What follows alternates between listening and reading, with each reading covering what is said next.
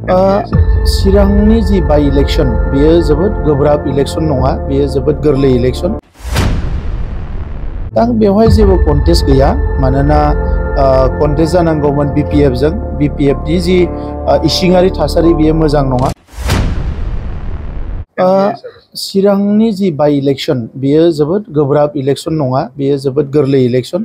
दा बेवहाय जोङो मित्रजोट हिसाबै UPPL, BJP आरो AJP जयैनो गेलेगोन।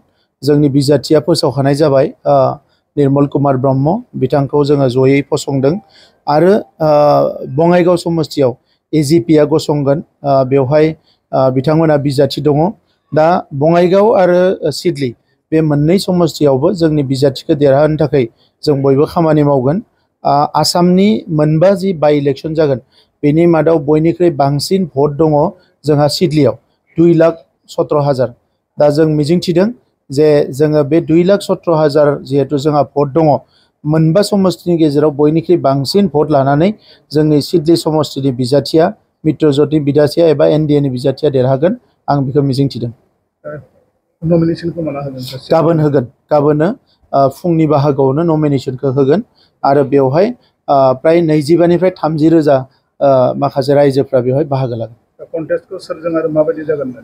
दा बेवहाय जेबो कन्टेस्ट गैया, मानोना कन्टेस्ट जानांगौमोन BPF जों। BPF नि जि इसिङारि थासारि बेयो मोजां नङा। बिथांमोना अलरेडि बिथांमोननि मानसिफ्रा सोरबा BJP आव, सोरबा UPPL आव, गुबुन गुबुन दोलोआव थांना जइन जाहैजोब्बाय। आरो बिथांमोननि माखासे गोरोन्थिनि थाखायनो बेबायदि थेर बेथेर जाबाय। दा नंखायनो नैबे इलेक्शना सिम्पलि मोनसे डेम'क्रेटिक प्रसेस, आरो बियो माने प्राय जोङो क्लिन सिट जानानै दं होनना बुंनो हायो। बेयो माखासे नेचारेल माखासे प्रसेसफोर फैयो, नाथाय बेवहाय खोब प्रेक्टिकेल बारा साइड थाया। मानोना जाय जाय दोलोफोर दङ बयहाबो गावहा एजेन्डा दङ, गावहा मोनसे माहारिनि खामानि मावनायनि थाखाय रड मेपफोर दङ, गावहा प्रिन्सिपल थायो।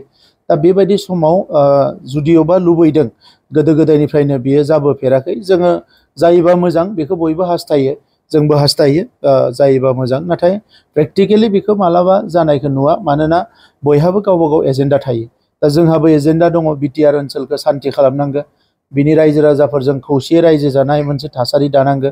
बे गासैबो जौगानायनि खामानि मावनांगौ, फरायसाफोरनि, आबादारिफोरनि, गासैबो हारि माहारिनि खामानि मावनांगौ।